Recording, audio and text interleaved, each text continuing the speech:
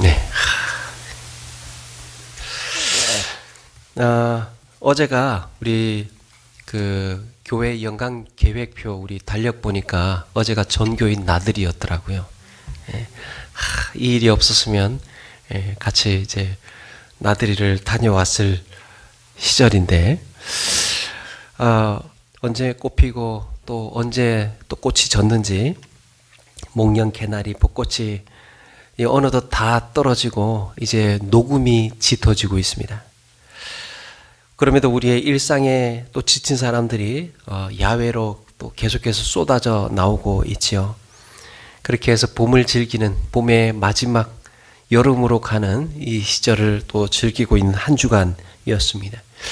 뉴스나 이런 데를 보니까 뭐 캠핑도 많이 가고 또 그 쇼핑도 하고 거리 이곳저곳에 사람들이 많이 나오기 시작을 하는데요. 한 가지 다른 점이라고 한다면 그래도 마스크는 계속해서 착용을 하고 있고 손소독이며 이런 것들 잘 자리 잡아가고 있는 것 같습니다.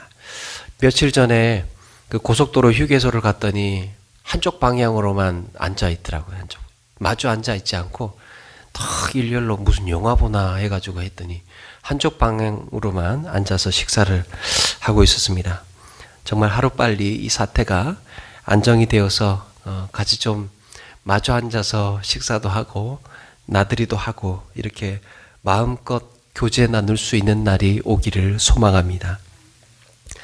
오늘 말씀은 예수님께서 제자들을 세상에 보내시기 전에 말씀하신 교훈입니다. 마태복음에는 예수님의 대표적인 설교가 몇 편 있는데요. 처음에는 이 5장에 대표적으로는 산상설교이죠. 5장에서 7장까지. 이 산상설교는 우리 중에 임하신 하나님 나라의 백성, 하나님 나라의 백성은 어떤 사람이어야 되는가? 천국 백성의 삶은 어떠해야 하는가 하는 것을 말씀해 주셨는데 오늘 10장은 천국 백성의 삶은 어떠해야 되는가에서 이제 한 걸음 더 나아갑니다. 그동안 제자들은 말 그대로 제자로서 예수님의 가르침을 들어왔습니다. 이제는 세상 가운데에 이 천국의 복음을 증언하기 위해서 보냄받아야 하는 자로서 나아가야 하는 자로서 예수님의 말씀을 듣고 있는 것입니다. 주님께서 세상에 보내시는 일꾼, 이들은 어떤 자세와 마음가짐이 주어져야 할 것인지, 어떤 사역을 감당해야 할 것인지, 믿는 자들을 세상에 보내시면서 주님께서는 어떤 은혜를 주고 계시는지를 함께 나누어 보겠습니다. 1절에 보니까 예수님은 12 제자를 부르시고는 더러운 귀신 쫓아내고 모든 병과 약한 것들을 고치는 권능을 주셨습니다. 지금까지 예수님께서 부르시고 또 예수님을 따랐던 12명의 사람들을 예수님의 제자라고 하죠. 제자. 그런데 2절에 보니까 제자에 대한 새로운 이름이 등장을 합니다. 바로 12 사도의 이름은 이러하니 하면서 그 제자들의 이름이 쭉 나열되고 있습니다. 마태복음에서 사도라고 하는 표현이 딱 한 번 등장합니다. 사도. 그게 바로 오늘 말씀 10장 2절에 나오는 12 사도의 이름은 이러하니. 아니, 같은 본문이면서 한 절은 제자라고 할 거면 차라리 2절도 같이 제자라고 하고 아니면 사도라고 할 거면 1절도 같이 이렇게 깔맞춤으로 사도라고 해야 이렇게 같이 불러야 또 보기도 편할 텐데 왜 한 절 상관을 두고 한쪽에서는 제자라고 했고 한쪽에서는 사도라고 했을까? 제자는 뭐고 또 사도는 무엇일까? 성경은 그걸 비교를 해주고 있는 겁니다. 먼저 제자는 누구인가? 1절에 보니까요.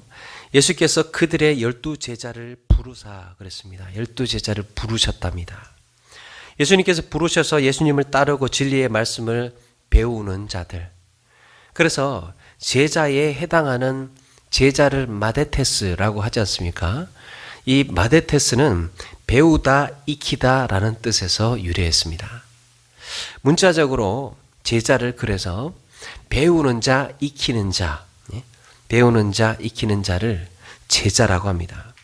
그래서 예수님으로부터 부름받은 제자들은 예수님으로부터 구원의 진리와 천국의 비밀을 배우고 예수님 그리스도의 인격적인 삶을 익히는 사람들, 예수님 닮아가는 사람들, 예수님 따르면서 닮아가는 사람들, 그게 몸에 체득되도록 익히는 사람들.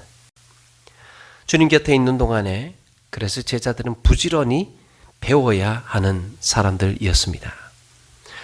그렇다면 사도는 누구인가? 사도는 2절에 보니까 12사도의 이름은 이러하니 하면서 예수님의 제자들 12제자를 쭉 나열한 후에 5절에 이렇게 말씀을 하죠. 예수께서 이 12를 내보내시며 명하여 이르시되 그랬습니다. 12를 내보내시며, 여기서 내보내시며 라는 단어의 명사형이 사도예요. 사도. 내보내시며는 아포스텔로, 사도는 아포스톨로스, 이름이 비슷하죠. 그래서 사도는 내보냄을 받은 자들입니다.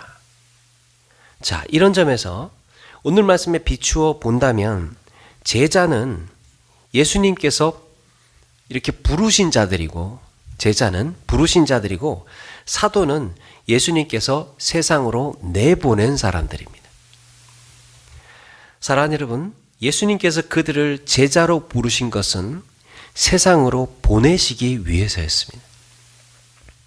이미 부르시는 순간부터, 제자로 부르는 순간부터 예수님께서는 보낼 것을 염두에 두고 계셨던 거죠. 예수님께서 베드로에게 나를 따라 오너라, 내가 너를 사람 낚는 어부가 되게 하리라 하셨을 때, 내가 너를 불러서 가르치고 훈련시켜서 사람을 낚는 어부로 보내기 위해서 지금은 나를 따라 오너라 하신 겁니다. 너는 평생 나한테 꼭 붙어서 나만 따라다녀야 돼. 내 제자니까 나만 따라다녀야 돼. 그게 목적이고 그게 끝이야. 이렇게 하신 것이 아니고, 언젠가는 네가 사람을 낚는 어부가 될 것이니까 그러기 위해서는 나에게 배우고 나의 가르침을 듣고 또 몸에 익히고 해야 하니까 지금은 나를 따라와야 한다. 예수님께서 제자들을 보내실 것을 암시한 대목이 또 있습니다. 예수님께서 변화산에서 내려오셨을 때 산 아래에 있던 이 제자들이 산 아래에서 있었는데, 귀신 들린 사람이 이 제자들에게 왔는데 그 귀신을 제자들이 쫓아내지 못하고 쩔쩔매고 있었죠. 그때 예수님께서 제자들에게 내려오셔서 제자들에게 믿음이 없고 패역한 세대여, 내가 얼마나 너희와 함께 있으며 얼마나 너희에게 참으리오 그랬습니다. 얘들아, 나는 무한정 너희에게 이렇게 함께 있을 수가 없다. 하루빨리 믿음으로 견고해지고 내가 너희에게 준 이 권능을 충분히 믿음으로 잘 발휘해야 되는데 아직도 이러고 있으면 어떡하냐, 이런 말씀 아닙니까? 그러면서 예수님께서는 답답해 하셨습니다. 제자들은 예수님과 함께 있는 동안에 거칠 것이 없었죠. 예수님만 있으면 다 되는 거예요. 없던 음식도 생겨나고 죽었던 사람도 살아나고 병든 자들도 치유되고 귀신들도 떠나가고, 또 사람들에게 꿀송이 같은 이런 가르침을 늘 해주니까 제자들이 그 곁에서, 언제나 예수님 곁에서 있을 권리를 가지고 있으니까 얼마나 좋겠습니까? 예수님의 제자들은 예수님만 있으면, 예수님만 따라다니면 모든 것이 다 해결이 되었고 자랑스러웠습니다. 예수님 없는 자신의 삶은 생각을 해본 적이 없었습니다. 그냥 이대로 있게 해주세요. 예수님 곁에 살고 싶었던 거죠. 그런데 언제까지나 이렇게 사람으로 오신 예수님 곁에 있을 수만은 없었습니다. 언젠가는 떠나야 했습니다. 세상으로 내보내져야 했습니다. 여러분, 제자의 제자의 완성은 이렇게 떠나는 거예요. 보내어지는 겁니다. 파송입니다. 세상 가운데에 나아가는 거예요. 사랑하는 여러분, 우리의 신앙생활이 그렇습니다. 예수 그리스도를 구세주와 주님으로 믿는 자가 이 예수님의 제자인데, 그렇다면 제자는 먼저 예수님의 가르침과 예수님의 인격과 그 정신, 그 삶을 부지런히 보고 배우고 닮아가야 되는 거예요. 우리 신앙생활의 모든 과정은 예수님을 닮아가는 과정 아닙니까? 기도를 통해서, 예배를 통해서, 또 말씀을 통해서 예수님을 만나고 인격적으로 경험을 하고, 아, 이런 분이었구나. 예수님은 이런 사랑을 가진 분이었구나. 그래서 나도 그렇게 살아야지. 이것 아닙니까? 그렇게 닮고 나서 어떻게 해야 되는가? 예수님은 보낼 생각을 하고 계셨던 거예요. 그런데 여기서 잊어서는 안 될 것이, 예수님은 우리를 세상으로 이렇게 보내기 위해서 우리를 부르셨다는 겁니다. 혼자 신앙생활 하는 것이라든지 또 예수님을 닮은 인격과 신실한 삶은 우리가 가졌지만, 교회 문지방을 넘지 못하고 한평생 나만의 신앙생활로 끝내라고 우리를 부르신 게 아니었다는 겁니다. 위대한 설교가 스펄전은 하나님이 복음 전하라고 부르시면 비굴하게 굴지 말고 왕이 되어라 그랬습니다. 복음 증거자의 권위, 그 출처는 바로 왕이신 예수 그리스도인 줄로 믿습니다. 왕께서 우리를 보내시는 거예요. 언젠가 말씀드린 적이 있죠. 제가 초등학교 2학년 때 담임 선생님의 간택을 받아서 도시락 심부름을 1년 동안 했다는 것 아닙니까? 선생님 댁을 교문 밖에서 얼마 멀지 않은 곳에 있었는데, 점심시간에 종이 울리면 다른 애들은 도시락 꺼내서 밥을 먹는데, 저는 그 선생님 도시락 가지러 사택으로 다녀와야 했습니다. 4교시가 끝나면 선생님은 저를 찾으시는 거예요.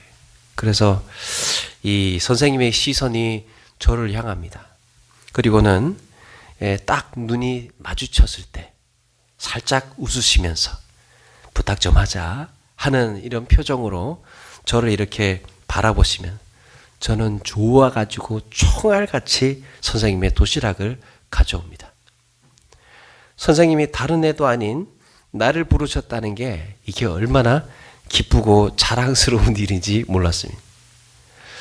반장은 아니었는데 그 반대표로 선생님께서 이렇게 보내신 일을 할 수 있다는 사실에 대해서 저도 모르게 그게 힘든 줄도 모르고 거의 1년 동안 했던 것 같습니다. 어린 마음에 무한한 영광이었습니다. 지금 생각하니까 반장 시키시지 왜 나를 시키셨나 하는 의문이 조금 지금에 와서는 들기도 하지만, 그래도 힘들 줄 모르고 벅찬 마음으로 심부름을 했습니다. 사랑하는 여러분, 선생님 도시락 심부름도 이렇게 영광스러운데, 만왕의 왕이신 예수님께서 나를 생명 살리라고 세상에 보내셨다면 얼마나 더 영광스러운 일이겠습니까? 그러므로 제자의 삶에서 예수님 곁에 늘 머물러 있는 것이 아니라 보냄받은 자, 사도적인 삶으로 나아가야 할 줄로 믿습니다. 그게 성장이고 예수님께서 바라시던 거였습니다. 자, 예수님께서 제자들을 사도라는 이름으로 세상에 보내신 목적이 무엇입니까? 천국 복음의 전파에, 너희들만 내 곁에서 살 것이 아니고 세상의 많은 사람들에게 이 복음을 전파해서 살려내라. 예수님께서 공생의 기간 동안에 그렇게 부지런히 하시던 사역을 이제 제자들에게 위임하시는 겁니다. 천국 복음을 전한다는 것은 예수님만 하시는 사역인 줄 알았습니다. 이제는 제자들에게 하라고 주어집니다. 여러분, 천국 복음 전파는 마치 큰 그룹의 회장님이 어느 날 나를 부르시더니 회장님 하시던 그 일을 맡기는 것과 같습니다.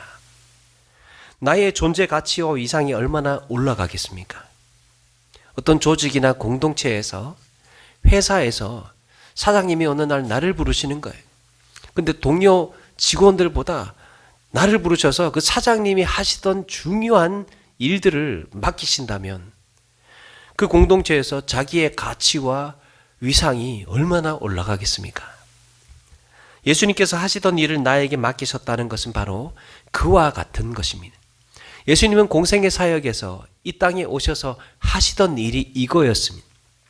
천국 복음을 전파하면서 생명을 살리고 치유하는 일.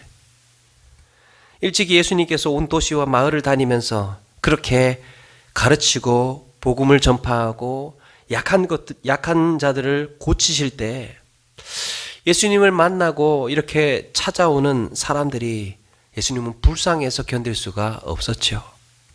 그저 오랜 세월 주님을 만나지 못하고 가난에 찌들어서 질병에 허덕이면서 고생하고 기진한 세월을 보내고 있었던 사람들입니다. 예수님은 이들을 목자 없는 양의 비유를 하셨습니다. 오늘 말씀 6절에도 예수님은 제자들에게 바로 그런 자들에게 가라고 하십니다. 이스라엘 집에 잃어버린 양에게로 가라. 예수님은 그동안 이렇게 불쌍한 자들을 찾아다니면서 다친 곳 있으면 치료해주고 삶의 길을 잃은 사람들 있다면 친히 안내자가 되어주신 목자였습니다. 그런데 이제 예수님은 제자들을 보내시면서 이제 너희가 목자라고 하십니다. 사랑하는 여러분, 제자는 잃어버린 양을 찾는 목자들이에요. 잃어버린 이 양을 찾는 목자의 마음이 어떤 것입니까? 예수님의 마음이죠. 딱한 사정이 있는 사람들 이야기를 들으면 마음이 무너지고 또 논리적으로 상식적으로 생각을 했을 때는 나부터 살고 보아야 되는 세상에서 거기에서 가슴 아파서 발길이 멈추어지는 한 영혼을 귀하게 볼 줄 알고 어떻게 해서든지 살리고 세우는 일에 애쓰는 사람. 여러분, 뭔가를 결정을 할 때 또 어떤 관계에서 생각을 할 때 이게 판을 뒤집는 일인가, 깨는 일인가, 무너뜨리는 일인가, 또 아니면 내가 이런 결정을 하면 다 같이 사는 일인가, 세우는 일인가, 살리는 일인가, 회복하는 일인가를 생각을 하시면 예수님께서 하신 이 삶의 마음처럼 그렇게 나아갈 겁니다. 내가 이렇게 결정하면 부서지는 일이고 깨지는 일이고 망가지는 일이라고 한다면 다시 한번 생각을 해보아야 되고 이렇게 결정하면 관계가 회복이 되고 살아나고 세워지는 일이라고 생각을 한다면 나중에 후회할 일이 적을 것 같습니다. 우리가 그런 대우를 받고 먼저 또 그런 은혜를 받았기 때문에 너희도 같은 마음으로 내가 한 영혼을 보았던 그런 마음처럼 너희도 같은 마음으로 그런 눈길로 한 영혼을 보라고 하시는 겁니다. 8절에 병든 자를 고치며 죽은 자를 살리며 나병 자를 깨끗하게 하며 귀신을 쫓아내되 너희가 거저 받았으니 거저 주라. 거저 받았으니 거저 주라. 사랑하는 여러분, 우리는 예수님으로부터 아무런 대가를 치르지 않고 구원의 선물을 받은 줄로 믿습니다. 제자들 역시 그랬습니다. 여기서 예수님은 9절에 너희가 전대에 금이나 은이나 동을 가지지 말고 그랬습니다. 예수님 당시에는 전대에다가 로마의 그 헬라의 화폐인 금화, 은화, 또 헤롯의 화폐 이런 것들을 넣고 다녔습니다. 세리 출신이었던 마태는 금, 은, 동 갖지 말라는, 그 가지지 말라는 말씀을 상세하게 기록을 합니다. 같은 본문의 마가복음이나 누가복음에는 그냥 돈을 넣지 말고 돈을 가지고 다니지 말라, 넣지 말라라고 했는데 여기에는 금은 동을 갖지 말라는 거예요. 이거는 제자들에게 금품 소지 금지를 내리신 거지요. 우리는 이것을 이 전도하러 나갈 때는 아무것도 미리 준비해서는 안 된다는 말씀으로, 돈 갖고 나가지 말라라는 말씀으로 이해하기도 하는데요. 주님께서 다 채워주시니까 그걸 믿고 나아간다는 거죠. 그런데 이걸 직역을 하면 너희는 너희 전대 안으로 금도 넣지 말고 은도 넣지 말고 동도 넣지 말라 하는 겁니다. 예수님은 넣어서는 안 되는 금품을 나열하셨습니다. 로마의 금화, 은화, 또 헬라의 화폐, 헤롯의 그 동화, 동으로 만든 이런 것들을 넣지 말라는 거예요. 제자들이 가서 이 주님이 주신 권능으로 귀신도 쫓아내고 모든 병과 약한 것을 고치고 난 후에 대가를 바라거나 받아서는 안 된다는 뜻입니다. 천국 복음 전파를 위해서 보냄받은 자가 가져야 할 마음가짐, 바로 대가를 바라지 않고 생명 복음에만 집중하라는 거였습니다. 또 금이나 은 같은 것을 가지고 다니지 않다 보니까 이 줄 것도 없는 겁니다. 줄 일도 없어요. 대신에 더 귀한 것을 줄 수가 있었죠.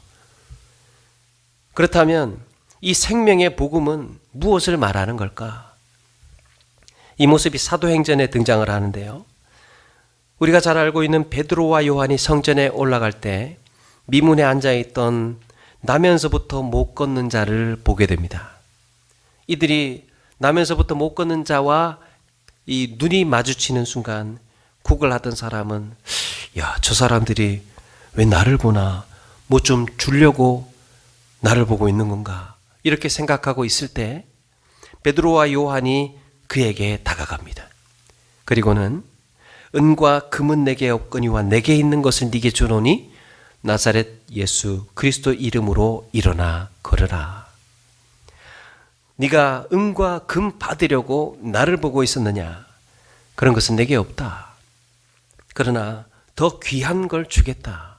그건 이제 미문 앞에서 자리를 깔고 구걸하지 않아도 되는 은혜, 새로운 삶의 소망을 갖고 달려나아갈 수 있는 용기였습니다. 바로 나사렛 예수 그리스도의 이름. 여러분, 이것이야말로 믿는 자가 가진 보화인 줄로 믿습니다. 은과 금으로 줄 수 없는 소망, 세상의 물질로 해결할 수 없는 근본적인 삶의 변화, 바로 예수님의 이름을 통하여서 변화되게 되는 것입니다. 예수님을 만났더니 달라지게 되는 것, 이것은 세상에서 얻을 수 없고 세상에서 줄 수 없는 거였습니다. 제자들을 예수님께서 사도로 부르시면서, 성경은 사도로 부르시면서 이렇게 세상에 내보낸 이유는 예수 그리스도의 이름으로 그들에게도 생명의 복음을 증거하고 그들에게도 소망을 주고 용기를 주고 위로를 줄 수 있는 사람으로 우리를 세상에 보내고 계시는 거지요. 그런데 예수님은 여기서 당혹스러운 요구를 하나 하십니다. 10절에 보니까 여행을 위하여 배낭이나 두부롯이나 신이나 지팡이를 가지지 말라. 이는 일꾼이 자기 먹을 것을 받는 것이 마땅함이라 그랬습니다. 배낭이며 두부롯이며 신이나 지팡이는 유대인들이 여행할 때 기본적으로 가지고 다니는 것입니다. 그런데 이런 필수품을 예수님은 가지지 말라고 하십니다. 아니, 필요한 소지품 넣고 다니려면 가방이 있어야 될 것 아닙니까? 일교차가 심한 그곳에서 밤에 온도가 내려갈 때 이불처럼 쓰는 옷은 있어야 될 것 아닙니까? 또 먼 길 갈 때 여분의 신발은 가지고 가야 될 것 아닙니까? 더욱이 광야에서 짐승 만났을 때 자기를 보호하기 위해서 지팡이는 가지고 있어야죠. 그런데 왜 예수님은 이렇게 여행자의 기본적인 소지품마저 허락하지 않으셨을까? 예수님은 마태복음 6장에서 목숨을 위하여 무엇을 먹을까, 무엇을 마실까, 몸을 위하여 무엇을 입을까 염려하지 말라 하면서 너희 하늘 아버지께서 이 모든 것이 너희에게 있어야 할 줄을 아신다고 했습니다. 그러면서 먼저 구해야 할 것은 그의 나라와 그의 의를 구하라 그랬습니다. 한편으로 가져야 할 필수품에 연연하지 말라는 의미이기도 하죠. 필요한 것 거기에 연연하지 말고 네가 뭐를 해야 될 것인지 거기에만 집중해라. 두 벌 옷이 없어서 못 나가겠는데요. 신발이 없어서 지팡이가 없어서 나아가지 못하겠습니다. 이렇게 핑계할 수 없다는 거예요. 나아가라는 겁니다. 오직 주께 받은 사명, 하나님의 은혜에 복음 전하는 일에만 집중하기 위해서 한 걸음 한 걸음 그날에 주시는 일용할 은혜에 의지하여서 나아가라고 말씀하고 있습니다. 예수님께서는 이렇게 왜 제자들에게 빈손 들고 나아가라고 아무것도 가지지 않았는데 나아가라고 했을까? 일찍이 이스라엘 백성들은 광야 40년의 세월을 그렇게 보냈습니다. 그런데 지나고 보니까 어떻습니까? 이 40년 동안에 내 의복이 헤어지지 아니하였고 내 발이 부르트지 아니하였느니라. 하나님의 입에서 나오는 말씀을 따라서 걸어갔던 그 40년 광야의 길을 주님께서 내버려 두지 않으시고 동행해 주신 줄로 믿습니다. 그들은 빈손이었습니다. 광야에 있던 사람들도 여벌의 옷을 많이 갖지는 못했을 겁니다. 여러 가지 좋은 신발 갖추지 않았을 겁니다. 그런데 의복이 헤어지지 아니하였고 40년 동안 광야의 길을 걸었지만 55불액이 일어나지 않았고 너덜너덜 뜯어지지 않았습니다. 40년 동안 걸었지만 발에 군살이나 물집이 잡히지 않았습니다. 발이 부르트지 않았습니다. 사랑하는 여러분, 주님께서는 우리에게 약속해 주셨습니다. 볼지어다 내가 세상 끝날까지 너희와 항상 함께 있으리라. 제자들은 우리가 주님을 떠나면 어쩌나, 예수님 없으면 귀신도 쫓아내지 못하고 병자 치유하지도 못하고 예수님처럼 잘 가르치지도 못하는데, 그렇다고 많이 배운 것도 아닌데 어떻게 사람들한테 복음을 증거할 수 있나, 그렇게 했을 겁니다. 어쩌면 그런 근심과 걱정 속에 지냈을 겁니다. 그런데 나중에 어땠습니까? 학문 없는 자인 줄 알았던 제자들이 학문 있는 자들보다 더 담대하고 명확하고 선명하게 복음을 전하고 있었던 거죠. 어쩌면 예수님을 떠나면 더 고초를 당하고 또 더 어려움 가운데에 놓여지게 될 겁니다. 그런데 사도들은 그때마다 그들 마음 가운데의 주인 되신, 그들과 함께 역사하시는 예수 그리스도의 영에 의지해서 더욱 담대한 사도의 삶으로 살게 된 줄로 믿습니다. 세상 가운데에 내보내지면 주님의 손을 벗어나는 것이 아니었던 거예요. 더 큰 역사를 보고 하나님이 함께 하시는 놀라운 은혜를 경험할 수 있었던 것입니다. 사랑하는 여러분, 교회의 울타리를 벗어나서 보냄받은 자로서 사도적인 삶을 산다고 해서 주님과 멀어지는 것이 아니라 오히려 같이 있을 때보다 더 강력한 연대감을 갖고 우리와 함께 하시는 줄로 믿습니다. 이제는 내 안에 계시는 거예요. 내 안에 역사하시는 겁니다. 한 가지 이야기로 말씀을 마치려고 합니다. 2차 세계대전 당시에 600만 명의 유대인들이 나치에 의해서 학살을 당하는 일이 있었지요. 그때 노벨문학상을 받은 엘리 위젤이라는 사람이 그 학살 현장에 이제 있었다고 합니다. 1944년에 이 사람은 15살의 나이로 이 수용소에 오게 되는데, 여기에서 그의 부모님을 잃고 정말 잔혹한 그 학살의 현장을 보게 됩니다. 그의 자전적인 소설 이 밤이라는 소설에 그 이야기를 생생하게 전하고 있는데요. 어느 날 네덜란드 사람이 탈출을 음모를 했다고 합니다. 그래서 나치는 이에 동조한 유대인하고 그 사람의 시종이었던 피펠이라는 이 소년을 신문을 하게 됩니다. 그리고 나중에는 교수대에 교수형을 처하게 되는데요. 두 명의 유대인들은 목숨이 끊어졌는데 이 소년은 몸이 가벼워서 빨리 죽지를 않았던 모양이에요. 그런데 그 처참한 광경을 보고 있는 이 엘리 위젤이 참 저런 것을 보고 드는 생각이, 야, 도대체 하나님은 어디 계시냐? 도대체 하나님은 어디 계시나? 이런 생각을 하고 있었습니다. 깊어가는 고통에 죽어가는 이 소년을 바라보면서 엘리 위젤은 이런 생각을 하고 있을 때에 자신의 내면에서, 자기 내면에서 하나의 음성이 들려오고 있었습니다. 하나님이 어디 계시냐고? 하나님은 여기에 계신다. 저 교수대 위에. 하나님은 거기 계셨던 겁니다. 고난의 현장에, 눈물의 현장에 주님께서 거기 계셨던 거예요. 사랑은 같이 아파하는 거라고 하지요.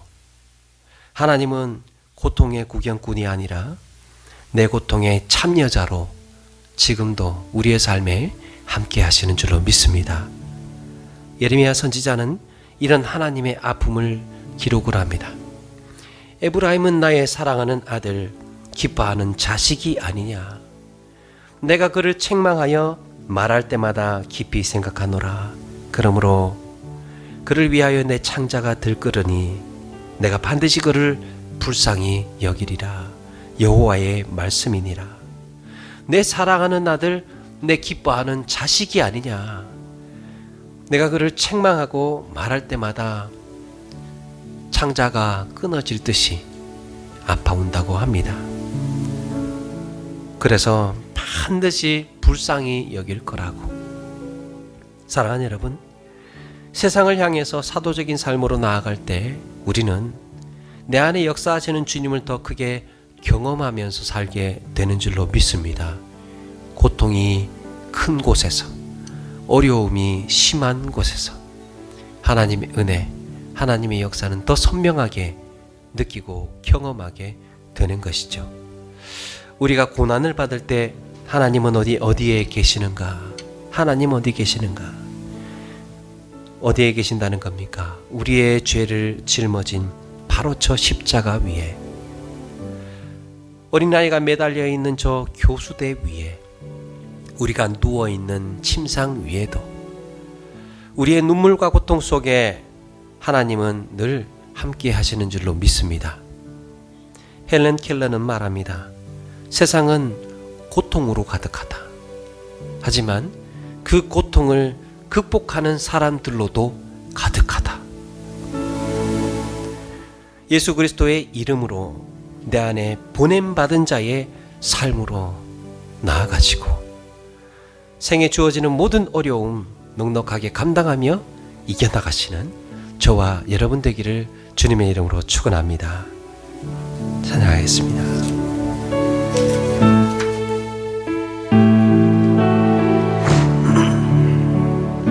그 이름 비길 때가 어디 있나. 잴 수도 없고 셀 수도 없는 귀하신 이름, 놀라우신 이름, 참되신 이름, 우리 주 예수. 주 예수 이름 내가 생각할 때 내 마음속에 기쁨 넘치네. 우리의 소망 구원 되시는 주, 그 이름 비길 때 어디 있나. 비탄의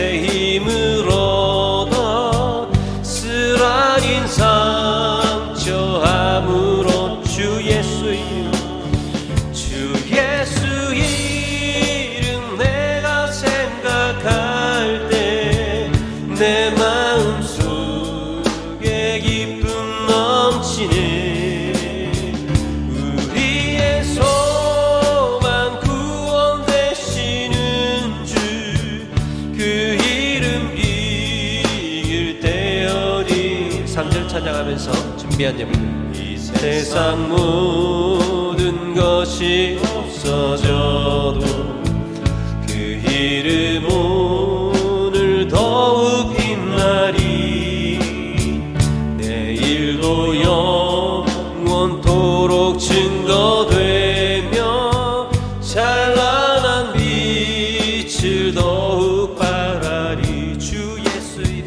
주 예수 이름 내가 생각할 때 내 마음속에 기쁨 넘치네 우리의 소망 구원 되시는 주 그 이름 빌 주 예수 이름 내가 생각할 때 주 예수 이름 내가 생각할 때 내 마음속에 기쁨 넘치네 우리의 소망 구원 되시는 주 그 이름 비길 때 어디 있나.